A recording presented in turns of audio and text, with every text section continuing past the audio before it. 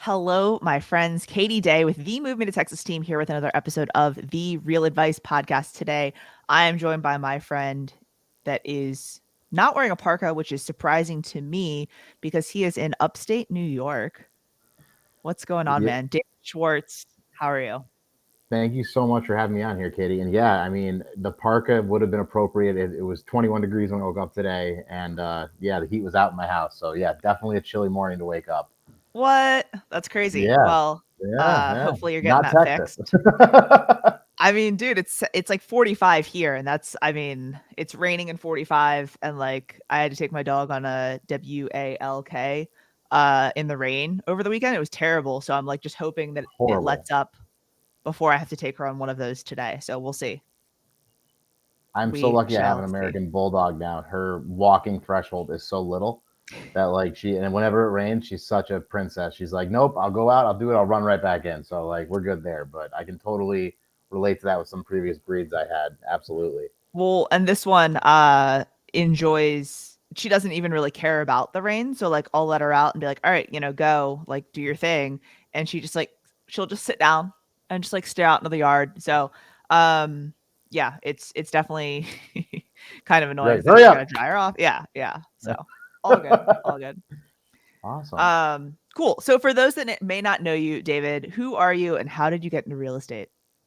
Well, my name is David Schwartz. I am from upstate New York. I kind of got into real estate by chance. I had worked after college in medical supplies in a variety of tasks, just kind of rising the corporate ladder, and had a problem with it because my brother's a type 1 diabetic. When I saw what the industry was charging for diabetic test strips and what we were actually able to buy them for, there was such a disparity there. And it was hard to sleep at night. The money was good, it was exciting, it was a great place to work, but there was something missing in my life. And I came home for a summer to upstate New York, and my parents were like, "Dude, like we're getting older." And I went to visit my grandfather, who's 20 years older than my dad, and he had dementia. It just kind of was an aha moment for me, where I realized I've been gone for 10 years, and I was like, you know what? I got to come home, even if it's just for a summer. I got to come home and just kind of spend some time with my family. So I quit my job literally the next day. I was like, you know what, guys, I got 2 weeks, I'm out. And I came home. Now I had this huge network of medical supplies, distributors and manufacturers. So I was like, you know what, I'm going to start a business up here. And I was really doing my due diligence, trying to figure out how practical it was in my area. And I kept coming across hurdles. And a family friend who was a top producing residential agent was like, "Hey," she saw me at the gym every day, and she's like, "Dude, what are you doing with your life?" And I'm like, "Well, getting ready to start a business." She's like, "I need I'm in help." Like, between things right now. I'm in between things. and she's like, my assistant just quit. My right hand just told me she's pregnant. She's like, "I'm losing my mind. Like, my hair's on fire. Like, I need your help. Like, can you give me a couple hours a week?" And I'm like, "Of course, I got you." And this is again a family friend who I'd known my whole life, and she was like the name in my town. And I think it was like the third day I was there, I was like, oh my gosh. I went on Facebook, and it was an aha moment for me. I looked on Facebook and LinkedIn, and only three people I went to high school with were realtors. Now, when I was living in South Florida, most of my friends that were in the service industry Everyone. Yeah. decided, hey, like, why sell drinks when we can sell houses? So it was like such a different mix of, friends. And I got hooked. Immediately I was like, wow, like the average age of my office was 55. I was at Coldwell Banker, and I was like, oh my gosh, like there's so much opportunity here. And I jumped in with both feet. I shadowed Bonnie for my first year.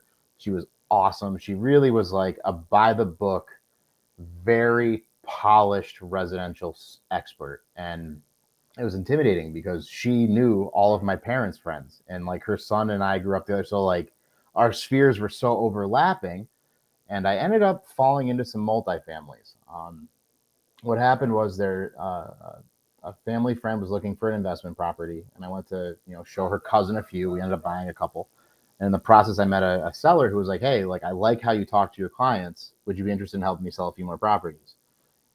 And it just started snowballing. And I think that year I sold, I think it was like 20 something two families. And it was, that was my third year in the business. It didn't happen right away. At first I was just an assistant kind of shadowing and thinking I was going to be sweet. I'm going to make it. And then Zilla was like, "Well, you're on a team. You don't get any sales." I'm like, "Whoa, whoa, whoa!" Because at the time, the way it was set up at Coldwell Banker, the team leader was listing agent one, I was listing agent two or seller agent two, and I got no cred. So when I went to sign up for a Zillow profile, I had zero sales. So I said, I got to do this myself. And That second year, I think, was one of the hardest ones in my career to date. I really thought I was just going to get lucky. I was like, you know what? I know everybody. I'm cool. I'm going to like do some handyman stuff, try to learn how to flip some houses, like help out. And it was painful. I think I only made $28,000. A family, and then another friend from high school was in the Tom Ferry ecosystem, Mike Field. I love that guy. And he sat me down that fall. And he's like, dude, what are you doing? Come work with me. I can get you to 40 deals. I'm like, 40 deals, dude. If you get me to 40 deals, I will do anything you tell me. Yeah. So that January, I switched over to his brokerage, Field Realty, and that's when the magic started for me. And it all started with making phone calls. He's like, you got to make 25 phone calls a day. I'm like, okay. I had no idea what I was saying. I was just No idea calling who to anyone. call. I was literally just like throwing against the wall and just like, some days I'd make 100 calls. I had nothing else to do. Yeah. But at least I had a direction, right? And Mike's a top producer to this day. He still is close to 100 deals by himself. He's got a great team. Like they're definitely a known team in our industry. And that February, I was supposed to go with him to a sales edge, my first Tom Ferry event ever. Now, I was like, oh, like it's so exciting. Well, Mike had a family emergency and couldn't go. So all of a sudden I'm by myself driving to Brooklyn. Like, what is this about? Like, I've never been to a real estate coaching thing. And that morning before it started, I met Phil Gertis and Bill Pipes. And it was What a just like, combo. so it was, yeah, like I'm sitting there early and I'm saying, hey guys, like I have like this peanut butter and jelly with me. Like, I don't even know if I'm going to make it. Like, this is tough. Like, little did I know these two guys were going to turn into such inspirations for me. And from that sales edge, I started making 25 calls with intention, starting to go after some scripts, starting to say the same stuff, ask the same questions, starting to follow some protocols. And it was painful because I had made a commitment that year that if I didn't make money by August, that I was going to go back to healthcare, because I had found a woman that I wanted to marry, who I married last month. And I was like, you know what? I can't be supporting a family making $28,000 a year. Just, it's not feasible. Yeah. Well, that was in February. Then 60 days later, it was the end of April. It was my birthday, and I'm not gonna lie, I was in tears. I was in Mike's office. I'm like, dude, I'm calling everybody. I'm doing everything I need to do, and like, it's not happening. Like, I've never been more frustrated in my life. And Mike said, don't quit before the miracle happens. And I'll never forget this to this day, because I left there just kind of like, you know what, I'm not gonna quit. In that May, I penned 6 deals. That June, it was 11, and I've kind of been off the races ever since. And it's largely in part to the support, but it all kind of happened by chance. I never thought when I was like moving back here for a summer that I'd be living here now 8 years later and being a realtor. It's kind of crazy how it all kind of snowballed. Well, I think there's a couple things that resonate with me with what you just said. And one of them is like, I'm sure you've seen that, like, it's not really a meme, but the graphic where it's like the person that's like, digging underground to get to the treasure, and like they stop right before they hit the treasure. Right. And that's like how I feel like real estate is, just it being such a numbers game of like, you have to talk to so many people and so many agents give up. Right. And like, luckily Mike saw that in you, that was like, dude, like keep pushing. Cause like you're very close. You're doing the right things. You had kind of a winding path to get to where you are today. If you were a brand new agent today, like, obviously I'm a proponent of like, everything happens for a reason. It happens in the time frame it should, and all Sure. that type of stuff. How would you have done things differently or set up your career differently from day one, with the hindsight you have now and the vision you have now? Absolutely. That's a great question. And I think about that a lot. Working with a lot of new agents, I always try to like give them my 2 cents. Find a mentor that's doing business how you want to do business. Because while Bonnie was a great way for me to get into the business and I loved working with her, we had very different personality styles. She was 100% referral. She wasn't really prospecting. So I wasn't getting that part of the business by example. I was learning how to do white glove service, how to cater to referrals, how to get their continued referrals, but I wasn't learning how to generate business. So I think the first thing you got to do is, find a mentor, find someone who's where you want to be. And like who knows how that is. And it can start with your brokerage. It can start with your team leader. It can be someone outside of your brokerage. Just find someone that has the type of business that you want and ask them to mentor you. I think that's the first and foremost thing, because if you're not being led, you're going to waste a lot of time thinking you know better, reading a lot of books, watching a lot of YouTube videos and feeling really productive without necessarily taking the actions to be productive. And, the second thing I would say to that is the number one job you have as a realtor is lead generation. I didn't appreciate that at all for my first few years in the business. I was like, oh, like I know so many people, like, oh, I'm popular. I'm going to get all these deals. And I wasn't focused on generating business. So that way, when I had a buyer, if maybe they weren't ready yet, I was treating them as if I needed them to buy tomorrow because I was so desperate for commission, and I might have pushed them away. Same with a seller. You meet with someone who's thinking about selling their house, but maybe they're 18 months out. You need to treat them very differently than someone who needs to sell their house in the next 30 days.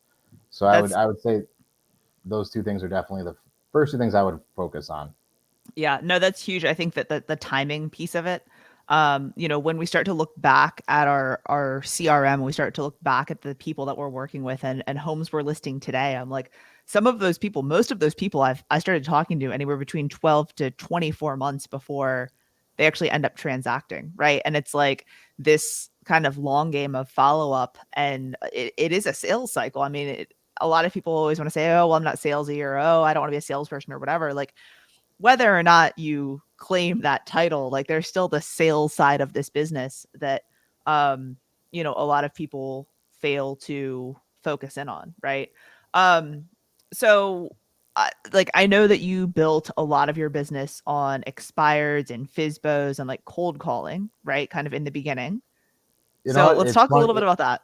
Yeah, let's do it. So what's actually funny when I say cold calling, I remember I tried calling for sale by owners. I had gone to a Mike Ferry clinic when I was at Coldwell Banker, and they were all about for sale by owners. And I got my face smashed repeatedly and my ego destroyed by these callers. I did not know what to say. I did not know how to say it. And it was so difficult that I stopped. And to be honest with you, I haven't made for sale by owners or expired calls except for that one like 60-day period in my first year and a half of being in the business.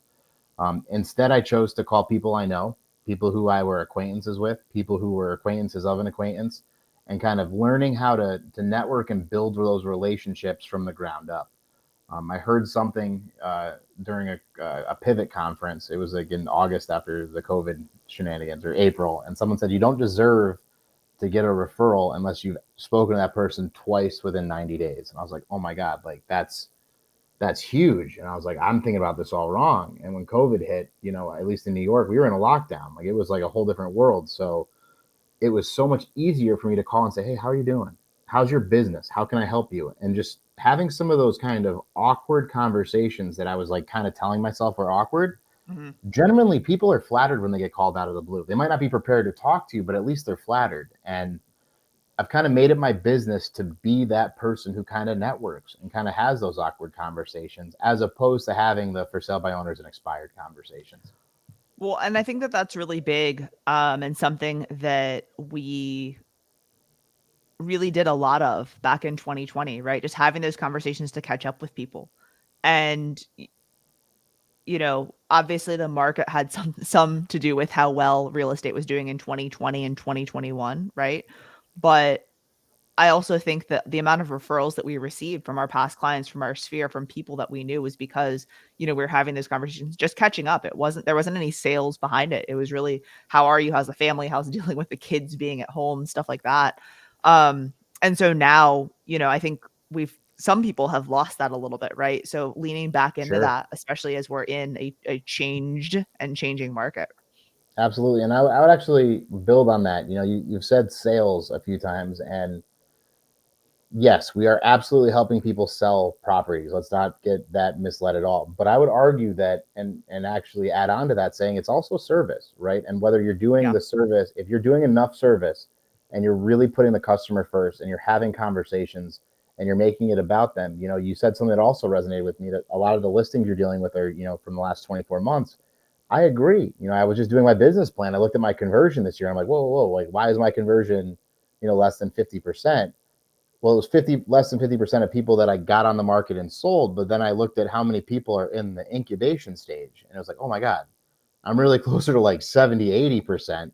But it's that those people are just, they're not ready yet. And Yeah. then Not your right now. job is to follow up and keep them informed, because there's nothing worse. And I know you can relate to this. There's nothing worse than going on a listing appointment, being like, I vibe with you so hard, and then be like, I can call him next week. I can call him next month. And then you see it for sale on Zillow or on your website, and you're like, Yeah. oh, Crap. yeah, and it's, I think it's also hard too in this industry. Is, at least for me, one of my biggest fears was not knowing enough. Right? I was like, oh, like, Yeah. how can I help these people if I don't know? And I think there's a beauty in the humility that comes with a little of experience in this business. Is that you can know a lot and you're still going to get your mind blown almost every Yeah. single day. And there's no substitution for conversations and appointments. And I Yeah. think the more you go on, the more you learn. And it's funny, I was so scared to fail, but every single time I failed, the failure was such a great opportunity to learn. And those Yeah. failures I remember way more vividly than the easy ones, right? Like the one you walk up and you just hit it out of the park. You're like, oh, that was Yeah. great. Like I wish they were all like this. But I would argue that like the ones that you fall on your face have such a bigger impact on your future in this business. And people are so scared. I know I was to fail. It's definitely what held me back at first Yeah. it really was until I met my wife, and I was like, oh my God, like I'm not just a 30-year-old bachelor who has my own house. Like Yeah. now I want to have a family. I want to do certain things in my life. And before I met her, like I could go for broke. Like what was the worst that Yeah. happened? Yeah. I sell my house. Like, ooh. Yeah. Yeah. Now it's like, oh my God, like I want to be financially secure. I want to build passive wealth. I want to build so much more. And it's interesting because you got to find your why, right? And we haven't talked about that, but I think that's a huge part about being successful. And it can't just be money. It can't be like, oh, I just want to make a lot of money. Everyone wants to make money. What are you That's not going to going to do be with the right that? thing. Yeah. What is that Yeah, impact going but to have? like, oh, I want to make money. Like, no, what does that have to do with anything? Like, stop it. Like it can't be about that. It's got to be about something more. It's got to be about adding value, whether it's to you or to others or both, right? And I Yeah. think that it's hard to really get vulnerable like that, and that's where it's so important to have the right mentorship and the right people to surround yourself with. You've done a really good job of connecting with people and starting masterminds, and it's one of the reasons why we're here today, right? Is like you connected with me those years ago, and it was like, oh my God, Katie Day, like, woohoo! And I think that like when you surround yourself with people who are going to challenge you and raise the bar and make your life more fulfilled and give you access to what works for them, it just gives you inspiration. It makes it feel attainable, right? And I think that a lot of people try to do it on their own, and it's dangerous to do that. Yeah. Well, I mean, and you mentioned earlier, like being scared as a new agent of like, maybe I don't know enough, or maybe, I don't know what Sure. to say or what to do. And I think one of the things that we always tell agents on our team that have, because almost everyone, every new agent has that fear, is that even a brand new licensed agent day one, more than most people, most general consumers in the marketplace. Obviously there are some that buy a home every year and they study market reports and they have all this data and whatever, but most consumers move every 5 to 10 years, right? And Hmm. so, you being as educated as you are about the home buying or home selling process is generally more than most consumers. And I think the other thing too is it's okay sometimes to say, "Hey, I'm not sure, but I'll find out and let you know later today." Right? And that's like people always want to think that they have all of the answers, and it's okay to say, "Hey, David, I'm not sure on that one. Let me write that down, and I'll get back to you." It's not that's not a problem, in I my love opinion. that. I love that. It's funny you bring that up because there's there's a grace to that too. And I thought I had to know everything, right? And it's only in the last like year or two that I realized that people just want to be heard. They want to be reassured. And even though you might not know everything, you have the time to go figure it out, right? Like someone who's working full time, who's in the process of packing, who's like trying to figure out their mortgage, who's trying to look for homes and discuss it with their partner and their kids, and they have so much responsibility. Whereas you, as a newer agent, you have so much freedom, and that's such a time is one of the few things in life that as you get bigger and you get older, you appreciate so much more. So what I like to do is stack on top of that also, like don't be afraid to tell them like you have the time to research, and say, Yeah, let's sharpen the pencil on this, or I didn't consider that. Let me get back to you on that. That's a very good point. You always want to reassure someone, and do not BS them. Whenever yeah, everyone feels like you almost have to have this like slick salesman, and that's what gives sales such a bad rep, is yeah, that quick rebuttal, right? And to your point, it's all right to say, what, I hadn't considered that. Let me figure that out for you, and I'll get back to you. yeah. And it's that kind of humility also lets someone know that they were heard. And I think that being heard and feeling heard is more important than getting an answer that's right off the cuff. And I also like, asking open-ended questions. And I try to teach agents how to do that, right? Where you're like when someone gives you an objection or they give you something, you guys say, tell me more. Getting Can you more give me a little more information. of an idea what you're talking about?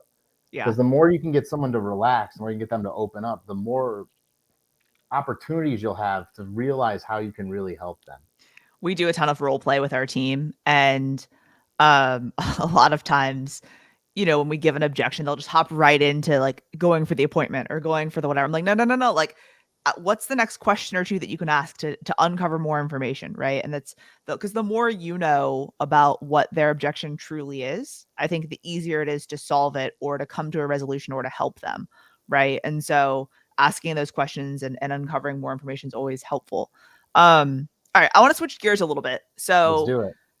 you know, I think that all of that's great. I think that focusing in on service is super important. And I always say sales in the like I think of real estate as like sales, marketing, and ops, right? Sure. And I would so agree.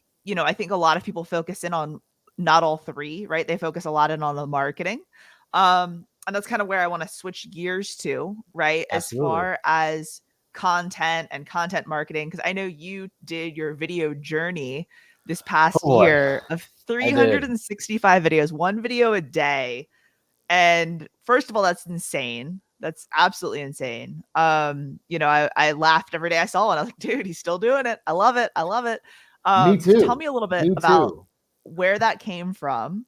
Sure. And yeah, so where did it come from? All right. So I was hanging out with Matt Bear at Summit. What was it? 2021. The Brit Yep. Bear. Okay. The Brit Bear, my man. And we had had a bet between us who was going to lose more weight before Summit, and he won. And it made me so angry because I realized that I didn't put my health first. And I was like, you know what? I'm golfing with him, Robert Mack, and like Ryan. These guys are all healthy, talking about vegetables, and I felt out of place, like wanting a Big Mac. And then so I was kind of in like the dumps there. And Matt says to me the next day, he's like, we should really do a video a day for a year. I bet you would get us both on the stage at Summit. And I'm like, okay, like I'm in. Like let's make a bet on this. He's like, all right, bet. And I was like, I was nervous. Like his level of confidence was a 10.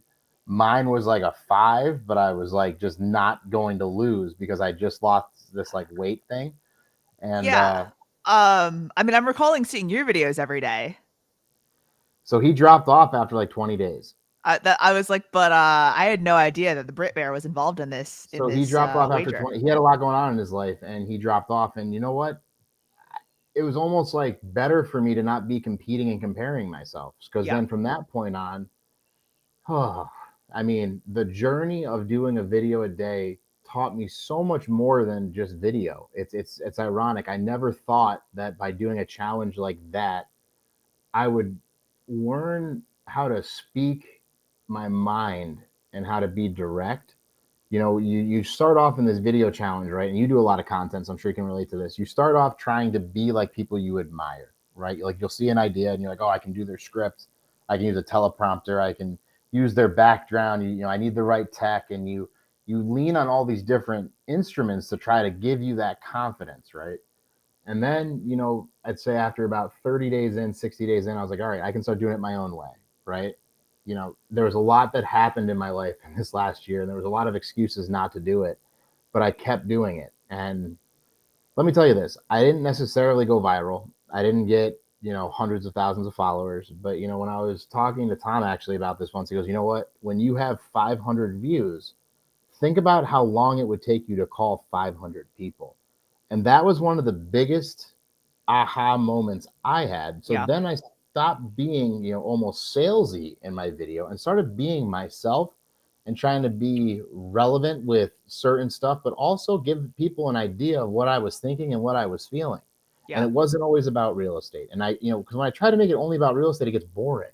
Like Oh people who God, are in no, my it's the worst. It's the my worst. You're friends like, that are now I'm gonna following me, talk about, yeah, like they don't care. Like 30 days of terms, like that's great. They've seen it, move on. Like a 1031, cool beans, bro. A seller concession, gotcha, yeah, right? And then, but it's so crazy how much of an impact it had on my sphere. You yeah, know, did I get a lot of referrals directly from my videos? No, but every single time I went on an appointment, people were like, "Oh my god, I love your videos. Are you going to yeah, do a video about this?" Like, and yeah, it it changed so much of how I viewed video production. It made me much more aware, and by the end of it, I was so sick of doing videos because it was like I had lost my passion. I had gone too yeah, much in it, and now I have more of a plan to go forward into 2023 with intentional videos. yeah, But my fear is completely gone, and I would recommend this to anybody because not only did you give every single person who follows me knows me now. It's crazy. Like they ask me Oh, about for my sure. chickens, they ask me about like my house, but it's more so that you find out how to have your own voice. And I think that that Yeah. was the biggest thing for me, that I thought I knew my voice. I thought I had that ability, but now I never worry if I'm saying the right thing anymore. I used to like, Yeah. oh, if I give my opinion, is my opinion grounded like based on fact? Is it based on opinion? Like I was always second guessing myself, and I would say that like the journey was so inspirational to myself and who I am as a person, and it made me much more confident and secure. So one thing I always tell people with content is honestly to not do what you did, right? Because like people, I mean, and I know it's floated around the Tom Ferry world and other worlds as well, of like 30 videos in 30 days, right? It was like kind of the basis of it. And what happens for a lot of people is they finish those 30 days like, oh, holy shit, I'm done. Oh, I don't have to do any more videos. And then they don't do any for 6 months or however long that it is. And so I always tell people if it's shooting one a week for a month, and that's what you can do, then do that. And then layer in a second video, and then layer in a third, and then layer in other forms of content and stuff like that. And then the other thing too is like you said, like, oh, I just saw David do this video on, whatever. I'm gonna do the same one. And then I shoot it, and it's just like not me, right? It's not, it's super awkward because I'm literally saying what you said. It's just not me. So what I do is I always just write down the idea. So like when you were doing that, you would say Yep. some things. I was like, oh, like I haven't talked about that in a while. So I would write down, blah, blah, blah, real Same. estate, da, da, da, whatever. Same. And then when I go to shoot it, it's like, okay, I remembered some of what he talked about, but what am I going to say? And then I look in the camera and I talk, right? And so I think that that's where we get into this like real estate bubble, right? And so that's where I love that then once you found your voice a little bit, started to lean in on more personal stuff and your journey and different things, cuz like that's the stuff that like people really resonates with people, right? And they feel connected to. And that's where then you start to create your own voice, within that journey. So that's awesome. Yeah, and it's funny you say that because it's you want to do the real estate videos because you want people to think of you as a realtor, right? But Yeah. what I found was like when I did one in front of a local ski shop where I bring my skis every year, like that got more shares, more hearts, more comments, more likes, and ultimately more people in front of me than any of my videos that were about real estate. And something, it was funny, like towards the last 60 days, I really started to think, all right, so this is kind of tiring. How would I do this if I didn't have to do one every day? And I Yeah. think that was, I had never considered that because before it was always like, oh, I have these great ideas. I'm going to do these huge campaigns. I'm going to do all this magical stuff. Right. And even to that point, people were like, oh, I was kind of disappointed that your 365th video wasn't this like bananas video. And I Yeah. was like, it wasn't about that. To me, it was a competition to myself to see if I could do it. And now that I've done it, the plans I have going forward are much more, to your point, operationalized because we don't, Yeah. I was way too focused on the marketing aspect and not the sales or the operations behind it. Yeah. Now that I've had a little bit of, I've stepped back from it, like I came out of this challenge. I got married like a week later. I went on my honeymoon. Life got crazy. I come back and I'm Yeah. like, oh my God, my pipeline is not where it needs to be. I took, so it's like I had to look at my life and say, what's more important right now? Shooting content or getting a plan together that's duplicatable, scalable, and something that I can execute on at a high level. And I'm so excited for what 2023 has in store because I have those plans now. I've gone through a content calendar Yeah. fearless. Whereas, like, the thought of doing one of those before this challenge, oh, I mean, I would sit there and be like, oh, Mondays I'm going to do market updates, Yeah. Tuesday or tips, Wednesdays or, and it was like, it was so disingenuous to who I am.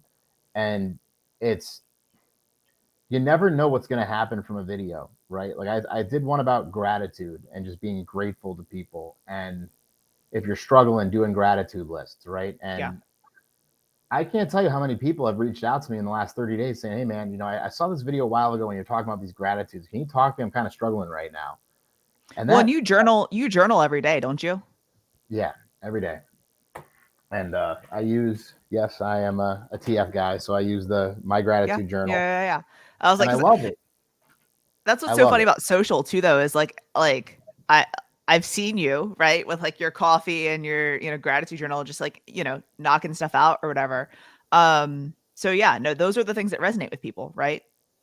And it sets you apart, right? Like everyone does listing videos, everyone does, quotes, and I like something that Jeremy Knight said. When you're doing local news about stuff that impacts your real estate, like that to me was a huge takeaway that I knew I couldn't do my run and gun style of video doing. Yeah. So then I was like, all right, like let's spend 90 days kind of looking at what goes on, what's the typical news cycle in the Albany Business Review. Like let's kind of get connected with some of the people who are publishing the content, and that's one of the things I'm going to be talking about going into the new year, because now that you've done, when you really, it's funny when you think about acting, or you think about being, like in a play or something, you're like, people have Yeah. to like learn who they are. And you look at some of these big actors and they've changed who they are throughout the course of their career, right? And you always hear them being introspective, whether it's like Matthew McConaughey, Brad Pitt, like going from being like the pretty boy to then doing like Fight Club to doing what he does now. It's just like, He's still there's an pretty. evolution to it, right? And on a smaller scale, because I'm by no means a professional actor, I kind of felt that too with video, right? Yeah. It got to the point where I was just like, I just got to get it done today. Like, I'm just gonna like, what is Yeah. important to me today? Like, and you, I've always admired your operations and your execution, because yours are so well polished. I look at yours and I'm like, oh my goodness, like my light's terrible. I got my hair like to the left, like I'm not dressed cool. I'm wearing like paint on my face because I was working on my lake house, and like, but that's who I am. And I think that, Yeah. when you're yourself consistently, you don't have to pretend to be someone else. And I think that that was such a blessing to come out of this. My dad had to have heart surgery. And when I found that out that day, like I didn't want to talk and do a video. Yeah. I was devastated. It's same Yeah. with like when I had COVID. There's certain times where I was like, I really don't want to do this, Yeah. but I got to, right? Because I've made a commitment. And I think that whether it's doing videos, whether it's making your phone calls, whether it's, going on appointments, like you have to make certain commitments to be successful in anything. And, fortunately for me, a side note from that whole video thing was I signed up for coaching with Rob Mack's Wife for Health, because after being there and being the guy who wanted Big Mac when these three guys were talking about like broccoli, like they're like, oh, I could go for Rob Mack was like, I would love some papaya, right? And like they were losing their minds over fruit. And I'm like, I need a Pepsi and like a Big Mac right now. Like this is hot. And a year later, I'm much healthier. My life's so much Yeah. better. And I think that to that point, like whoever you surround yourself with, you're going to grow with, right? And you get limited by yourself. So Yeah. don't isolate. And whether that's if you want to do videos, connect with people like Katie Day. Connect with people who are doing videos, right? If you want to get into calling your sphere, call me. Like there's Yeah. everyone's got their own bag of tricks, and you can be like other people, but you're not going to do it the same way. No, for sure. Um, for sure. I would completely agree with that. And yeah, Robert Mack has an odd obsession with fruit. We can dig into that at a later date, probably not on this podcast, because 100%. that would take a very long time. So I don't want to Bananas. go. Bananas. It's literally bananas how much he talks about fruit, but you know, And it's um, sincere. It's genuine. funny. That's the Fu- weird part. It's not like it's not. I thought he was sarcastic when he was doing it no, at first. No, it's passion. funny Um, story. So the new phones, you know how they're like maybe a little bit more magnetic than the old phones, the iPhones. sure. And so he had like a wallet, has a wallet that it's a magnet wallet on the back of his phone. And I was recently out in Orange County and he came to meet us for dinner. And he says when he gets home, he takes his wallet and he puts it on his fridge, and he forgot his wallet for dinner. So I had to pay for his parking. So I was giving him a hard time. And then I got a new phone the next week and I multiple times forgetting my wallet. So I had to get a sticky wallet for the back of my phone. So Isn't that that's my karma? Robert Mack story. Yeah, no, it's totally karma. I like literally walked in for breakfast at like a networking event and I placed my order and they're like, all right, that'll be $22. I'm like, I'll be right back. And I had to go to like one of my friends that was at the breakfast. I was like, hey, can I borrow your debit card? Like I had to run it for breakfast. So yeah, that's my most recent Robert Mack story, but he's a great guy. Um, I love the content journey. I can't wait to see what your content looks like into the new year, because I know after shooting that much content and getting that comfortable talking to camera and coming up with ideas and scripting and just how you want to say things in your voice, I know that it's going to be a fun journey to watch kind of unfold. And I think that that's really what you just have to, when you're making content or when you're doing anything in real estate, just really keep that in mind, that what you're doing today is not going to be the same thing you're doing tomorrow or 6 months from now or a year from now. So I'm really excited. Something I would, and I am too. And it's funny. Someone asked me, "Who do you want to be?" in the community, right? And I think it was Pantana said it on one of the things, like, you want to be like the mayor of your community. And I thought I did. Now I'm like, I don't know if I want to be the mayor. I want to be the person that, I am so passionate about where I live. I love so many aspects of it. I grew up in this area, and I think you're going to see a lot more of that and what's really important about why I love this area in my future videos, and my hope is to bring awareness to certain businesses, to certain Yeah, places, to certain things that really make me proud to be from upstate New York. Um, for sure. and it's funny, as the market shifted too, I was like, oh my goodness, like, you talked about that briefly, and that on top of getting married, on top of, there was a lot going on in my life, and I came out of it kind of in the beginning of November, like, oh my gosh, like, I felt like a new agent. I looked at my Yeah, pending sales. I looked at my pipeline. Like, yes, I had people that were like 18, 6 months out, but I didn't have a lot of buyers. And I just had to go back to the mattresses as they would, like, you just got to like get after it. And yeah, I think that it's really easy to get distracted in life. Right. And I had this conversation with someone a couple days ago. It's, the trick isn't to do everything perfect every day. Like, your schedule is going to vary. You're going to mess up. yeah, Right. But own your mistakes, and it's okay to fall down a few stairs. Try to stop yourself from falling more than a few flights, yeah, right? yeah. And Little it's been, stumble here and there is okay, but I don't know how you run the team that you do. A big part about me right now is, at Keller Williams, they really preach, the different team models, and I've been really interested in this. I've really been learning about this and really taking the time to kind of build my vision before just jumping into it. And it's been a yeah. blessing because, as you like, how many people are on your team right now? Right now, as of today, we've got, I think, 20 right now. Woo! So Woo! And we you just still have we're time we're to in the process of podcast? onboarding. We're in the process of onboarding a few. So that's why I was like trying to add up in my head how many people just joined. But Crazy. yeah. Like, that's so inspiring because, like, you've only been in the how long have you been in the business now? Full time since 2017. Yeah, you're operational. You are a role model for people like me trying to be an operator. And I just I want you to know I appreciate that, man. admire you so much for that. Your execution, and when, like, it's so inspiring, and it's been great to be on this have the opportunity to be on this podcast with you, because I do look up to you and I do admire you a lot, Katie. I appreciate that. I'll send you your Venmo later today. I'll, Thanks for the kind words. I'll save it for breakfast in Vegas. No. All right. So speaking of breakfast in Vegas, I'm gonna Okay, hit you with a hard hitting question that a lot of people don't know the answer to.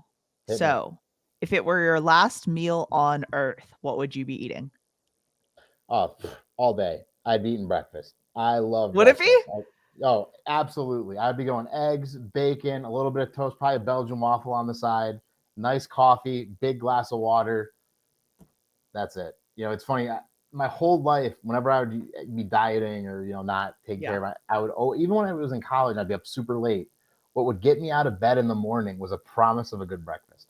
I'd be like, oh, like, I'll wake up early and go to the library, or I'll make it to work early, but I'm going to Yeah. stop and get breakfast first. And it was always That's like funny. that. So my last meal would absolutely be breakfast. I love it. I love it. Yeah. You get the salty sweet, you get the whole Yeah. smorgasbord. No, I Yeah. I love a good breakfast. A few of us on like Sunday mornings after the gym will go to get breakfast. And of course, like right after you work out, it's like everything you said, plus the grits, plus maybe we'll have a plate of pancakes we're gonna split or a waffle. It's like there's no point in going to the gym. Or I guess that's the reason why we went to the gym, was to counteract, the full I call on. my wife a Spartan because she CrossFits, and she's just like so inspiring how she does it like 6 to 7 times a week. And every Saturday she goes to get like the best brunch with her squad. And I, like, when I go, I'm like, well, I guess I'm the chubby husband, like, just kind of sliding in, And it's Yeah. so funny because it's true. Like, when you go to the gym and you really earn it, you don't feel as guilty. Whereas, like me, I'm like, yeah, do I really want that? All right, I'll have a little bit. Yeah. I'll kind of Yeah. sneak in. That's funny. So yeah, are you still going to the gym all the time? Trying to. Yeah, most days. Most days. That's it. So That's it. yeah. That's awesome. That's awesome. Cool.